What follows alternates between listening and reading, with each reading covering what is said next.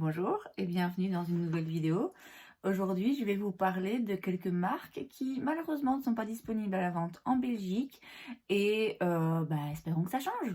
Donc cette idée de vidéo m'est venue lors de mon dernier Will I Buy It, qui est une vidéo que je fais d'habitude toutes les semaines et dans laquelle je parle un petit peu des nouveautés et dans laquelle je dis quelles nouveautés je trouve intéressantes ou pas intéressantes, lesquelles je voudrais acheter ou pas.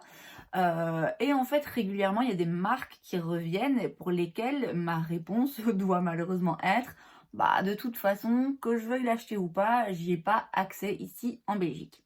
C'est le cas dans un premier temps de M Cosmetics, qui est une marque, je ne sais plus si c'est américaine ou canadienne, je ne sais plus exactement où est basé le site, encore une fois c'est aux États-Unis ou au Canada, mais quoi qu'il en soit, je ne peux malheureusement pas acheter cette marque. Alors si vraiment ça me tenait à cœur, je pourrais. Le souci c'est que j'aurais des taxes faramineuses à payer. Ce sont des produits de maquillage qui en eux-mêmes sont déjà pas donnés, franchement.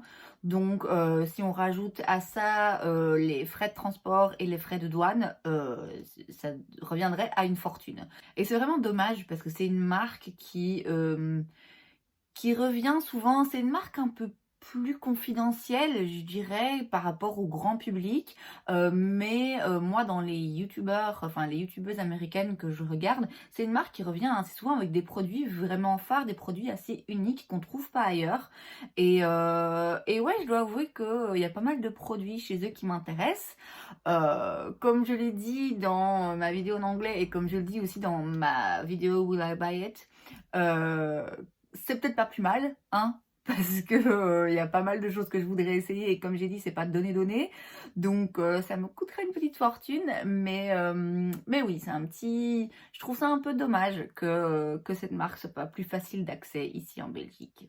Une autre marque à laquelle je pense immédiatement quand je pense aux marques très connues auxquelles je n'ai pas facilement accès, c'est Colourpop. Alors là, on est dans un registre différent puisque Colourpop, ils font des produits très bon marché. Ils sortent beaucoup de produits, de nouvelles collections à chaque fois, chaque semaine dans ma vidéo Will I Buy It où je justement passe en revue une nouveauté, il y a au moins 2-3 sorties de Colourpop. Donc c'est vraiment lancement sur lancement sur lancement. Mais c'est pas cher. C'est comme ça d'ailleurs que leurs produits s'arrachent, hein, parce que ça coûte pas grand chose et donc on se dit oh allez 10 balles une palette de fard à paupières, les couleurs sont intéressantes et puis finalement on se retrouve avec 10 palettes de la même marque juste parce que c'est mignon et que bien souvent le packaging, même si moi c'est pas trop mon style, est très bien pensé, est toujours dans un thème, etc. Bon, c'est clairement des techniques de vente, hein, le fait que ce soit des petits prix et beaucoup de lancements. Mais malgré tout, c'est quand même une marque dans laquelle je voudrais avoir la possibilité d'acheter des produits. D'une part, bah oui, leurs palettes de fard à paupières qui sont très bien réputées, qui sont de bonne qualité et dans lesquelles il y a toutes les couleurs possibles et imaginables. Il y a plein de combinaisons différentes. Comme je dis, les collections sont chaque fois bien pensées, c'est toujours un peu mignon et tout, voilà. Et oui, ça me plairait bien de pouvoir régulièrement dire, oh, bah, tiens, j'achète la dernière nouveauté Colourpop et je la teste pour ma chaîne. Qui est quelque chose que je fais pas parce que je peux pas aller tous les mois acheter le tout dernier fond de teint ou la toute dernière palette de fard à paupières dans toutes les marques. Colourpop, c'est vraiment une marque grâce à laquelle j'aurais possibilité de faire des revues un peu plus de nouveautés des derniers produits sortis. Au-delà de ça, comme j'ai dit, c'est de la bonne qualité en termes de fard à paupières. Il y a aussi des produits chez eux que j'adore. J'ai deux Super Shock Shadows. Ce sont des fards à paupières qui ont une texture un petit peu pas mousse, mais le doigt peut s'enfoncer un peu dans le produit. C'est une texture entre crème, mousse et fard à paupières. C'est vraiment très particulier. Ils ont des couleurs magnifiques. C'est à chaque fois très brillant. Ça reflète très bien la lumière. Donc j'en ai deux que j'avais acheté à New York il y a 2 ans d'ici. Mais clairement, je voudrais pouvoir avoir une collection un peu plus importante de Super Shark Shadows. Et donc oui, de manière générale, Colourpop, ils ont pas mal de produits que je voudrais pouvoir essayer et que malheureusement je ne peux pas. J'avais tenté de, passer commande il y a un petit moment d'ici. Alors au-delà du fait que ça a mis une éternité à arriver, j'étais censée payer des frais de douane qui en fait étaient, arrivés au même prix que les articles mêmes.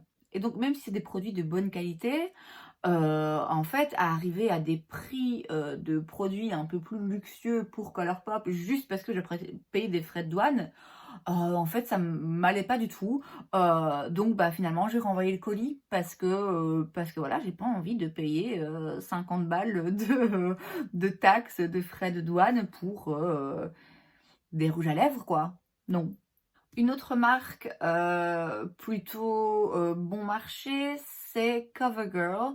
Alors je comprends pas en fait pourquoi c'est pas vendu en Belgique, parce que c'est vraiment une marque très, très connue aux États-Unis, heu, quasiment aussi connue en fait que Maybelline et L'Oréal. C'est vraiment, oui, c'est une marque un peu phare du drugstore, donc du côté un peu bon marché, du make-up, de ce qu'on trouve dans les supermarchés et dans les magasins de type Dick, Kruidvat, et cetera. Et donc en fait, je comprends pas pourquoi on l'a pas en Belgique. On a depuis quelques années maintenant Milani et Physicians Formula qui sont des marques qui certes sont, connues, mais j'ai l'impression quand même qu'en termes de popularité aux États-Unis, CoverGirl, c'est vraiment une marque très, très connue. Alors, il y a pas forcément 1000 produits, qui m'intéressent chez eux, encore que, bah, comme j'ai dit, vu que c'est bon marché, on a plus tendance à acheter facilement. Mais c'est vraiment juste une interrogation, en fait, je ne comprends pas. Je ne comprends pas pourquoi on n'a pas cette marque, et c'est dommage parce que je sais qu'ils ont quand même pas mal de produits qui sont, assez bien cotés, par les youtubeuses américaines. Une autre marque, cette fois-ci, qui concerne du soin, c'est la marque Tatcha. Encore une fois, c'est, moins un intérêt personnel qu'une interrogation générale. J'ai essayé quelques produits, Tatcha, pareil que j'avais acheté, à New York il y a environ 2 ans d'ici. Ils ont des bons produits, ils ont des très beaux produits, quelques-uns qui sont vraiment des classiques, des produits phares. C'est très cher. C'est franchement pas donné, raison pour laquelle, voilà, si demain c'était disponible, en Belgique, je courrais pas forcément, m'acheter, toute la collection. Mais comme j'ai dit, c'est plutôt une interrogation, encore une fois, parce qu'il me semble quand même que c'est une marque assez connue aux États-Unis, assez mise en avant chez Sephora, US, et donc bah, je trouve ça assez surprenant qu'il soit pas déjà en vente, dans les Sephora en France. Donc voilà, comme j'ai dit, c'est pas forcément la marque la meilleure marché, mais après tout, Sephora n'est pas bon marché. Donc oui, à mon avis, c'est le genre de marque qui devrait pas tarder à débarquer. Et la dernière marque que, je vais aborder ici, c'est de nouveau une marque bon marché et c'est Elf. Alors, avant une petite parenthèse. Ma filleule m'a dit un jour qu'on disait ELF parce qu'en fait, c'est Eyes, Lips, Face. Et donc, en effet, ce serait un acronyme et donc on prononcerait les lettres, voilà, séparément. J'ai toujours entendu les youtubeuses américaines anglophones prononcer cette marque Elf. OK? Donc je vais continuer à prononcer Elf. Enfin, pour moi, c'est comme ça que ça se dit, donc Elf. C'est donc une marque, encore une fois, très bon marché, avec, une assez grande popularité aux États-Unis, surtout ces dernières années. J'ai l'impression qu'ils ont vraiment, balancé pas mal de top produits. Ils ont des petites palettes de fard à paupières avec 4 fards à paupières dedans qui, apparemment sont, extraordinaires et qui coûtent 3 fois rien. Ils ont une, CC crème qui est très bien aussi. Ils ont récemment sorti un tas de produits un peu crème comme ça, pareil, qui s'arrachent. Et donc en résumé, voilà, c'est une marque, très populaire aux États-Unis, très connue, dont certains produits sont assez cultes. Je pense savoir qu'à une époque, c'était vendu en France, mais que, depuis un moment, c'est plus le cas.